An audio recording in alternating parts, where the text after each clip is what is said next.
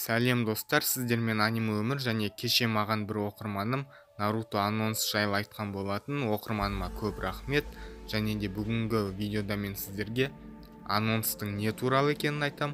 Басқа адамдар ол туралы не ойлайды және менің анонс жайлы ойларымды айтатын боламын. Дайын болсаңыздар арнаға тіркелуді ұмытпаңыздар және де менің басқа да әлеуметтік желілеріме тіркеліңіздер. Ал кеттік.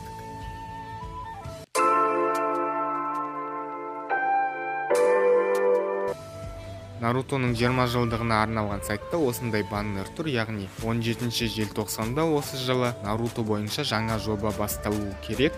Ол жоба дәл сол 17 желтоқсан күні өтетін Jump Fest'те жарияланады және Jump Fest'тің ерекшелігі ол жерде үлкен анимелер бойынша өте мықты жаңалықтар, мықты анонстар айтылады.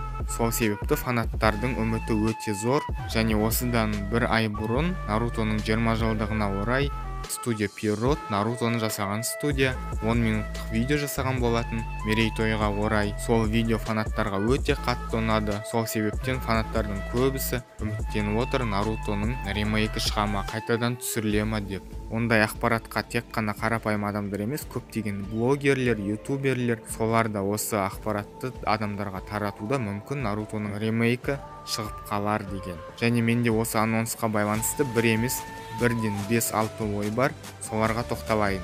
Біріншіден, Нарутоның ремейкі шығуы мүмкін, бірақ ол 1 маусым қайтадан түсірілуі мүмкін. Ол жерде филлер сериялар болмайды, жаңа рисовка болады, сериялар Full HD немесе одан да жоғары форматта шығатын болады.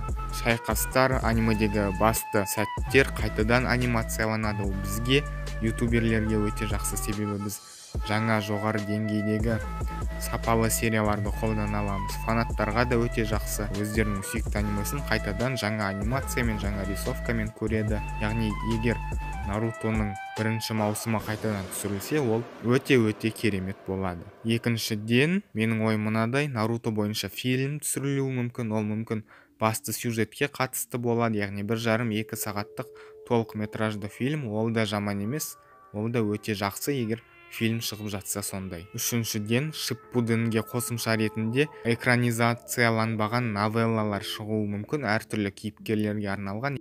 Біз сол новеллалардың экранизациясы арқылы кейбір кейіпкерлермен жақсырақ таныса аламыз және сол экранизацияда Наруто әлемі одан да кеңірек ашылатын еді. Бұл негізі новеллаларды экранизацияласа, бұл өте керемет жаңалық болар еді.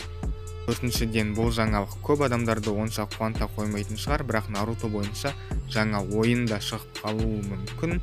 Бірақ менің ойымша бүкіл әлем бойынша барлық фанаттар аниме күтіп отыр, ойын емес.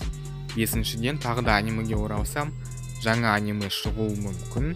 Ол мүмкін Хашираманың өмірі, немесе Минато, Итачи, Мадара, Обитоның өмірі жайлы, яғни бір өте атақты кейіпкердің өмірі жайлы ова форматында, немесе қысқаша сериал, 12 сериялық, сондай форматта шығуы әбден мүмкін. Яғни оны міндетті түрде Наруто фанаттарының барлығы көреді. Сол үшін бұл да мүмкін. Және аса көп адамды қуанта қоймайтын жаңалықта болуы мүмкін. Мысалы, Баруто туралы фильм, немесе Баруто анимасы бойынша басқа бір проект шығуы мүмкін. Сол үшін бұл адамдарды онша қуанта қояды деп ойламаймын, себебі бәрі Наруто жайлы бір үлкен жаңалықты күтіп отыр. Барлығы Наруто анимасының жалғасқанын қалайды. Яғни көп адамға Барутоны бақылау, Барутоны көру аса қызық емес, сол үшін адамдардың барлығы Нарутоны күтіп отыр. Менің ойым осындай болды, ал сіздер не ойлайсыздар? Астына міндетті түрде жаза кетіңіздер. Арнаға тіркеліп, менің басқа да әлеуметтік желілеріме тіркелуді ұмытпаңыздар. Сіздермен бірге болған аниме өмір. Барлықтарыңызға көп рахмет. Сау болыңыздар.